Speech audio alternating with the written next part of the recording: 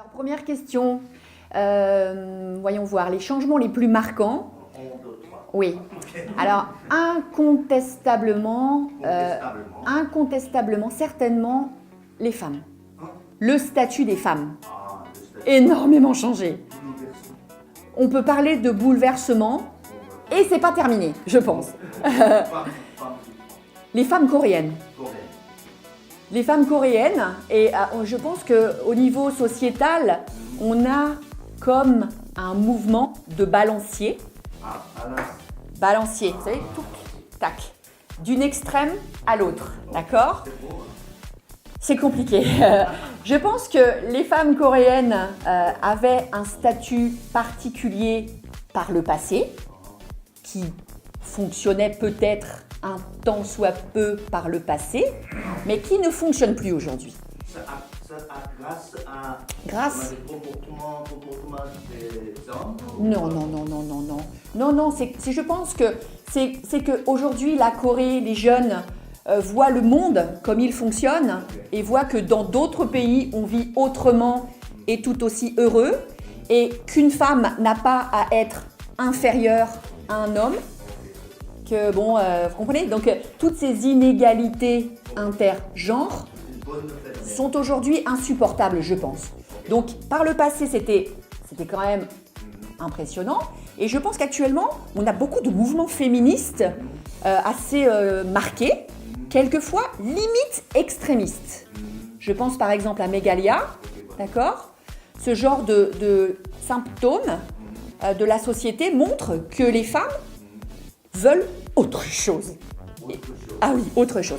Donc on est passé d'une extrême à l'autre, et c'est pas bien non plus, je crois, d'accord? Et donc jusqu'à un mouvement central. Je pense qu'actuellement les femmes se cherchent leur place dans la société, et les hommes les voient bouger, les voient interagir et attendre autre chose, et savent pas non plus comment faire. Ça continue. Ah voilà, donc là ça continue. Ça c'est un gros sujet qui a beaucoup changé. Deuxième sujet, donc c'est l'attitude des jeunes.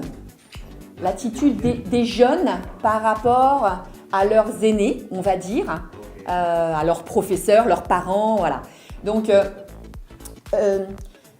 tout récemment, dans notre université, on a un professeur qui est parti à la retraite, et donc je lui ai demandé: « Ah monsieur, vous qui êtes professeur depuis plusieurs décennies, quel a été le changement marquant donc à Soumyang avec vos étudiantes ?» Et il m'a dit: « Le respect s'en est allé. Le respect a disparu. » Il me dit: « Avant, quand on disait quelque chose, on faisait quelque chose, les étudiantes étaient là, « Oui monsieur, oui d'accord, pas de problème, etc. » Fini.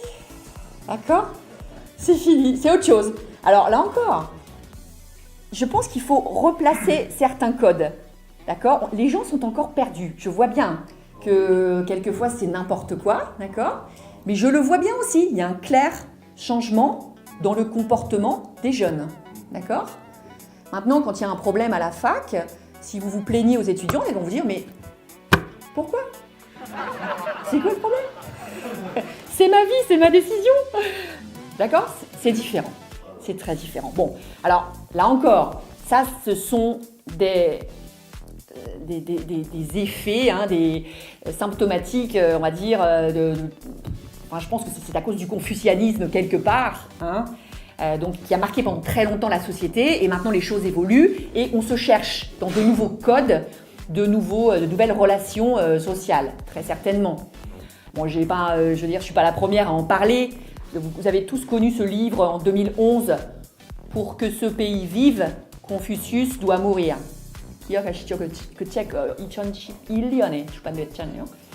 Donc, on comprend bien que la société doit évoluer autrement, d'accord? Et ça, c'est quelque chose d'impressionnant, je trouve, vraiment. Et donc, si troisième sujet il y a, eh bien, c'est la Corée qui, bon an, mal an, est obligée d'accepter la multiculturalité de sa société, d'accord? C'est quelque chose, quand je suis arrivée en Corée par le passé, c'était impensable, inimaginable, d'accord? Quand je suis arrivée en Corée dans les années 90, Dans la rue, tout le monde me regardait. Comme si j'étais une bête curieuse. Voilà. Maintenant, des étrangers, il y en a partout. Et c'est banal, je veux dire. Voilà. Voilà. Donc maintenant, cette multiculturalité de la société s'opère doucement. Il y a encore beaucoup de travail, beaucoup de choses à voir. Mais là encore, c'est inéluctable. Inévitable.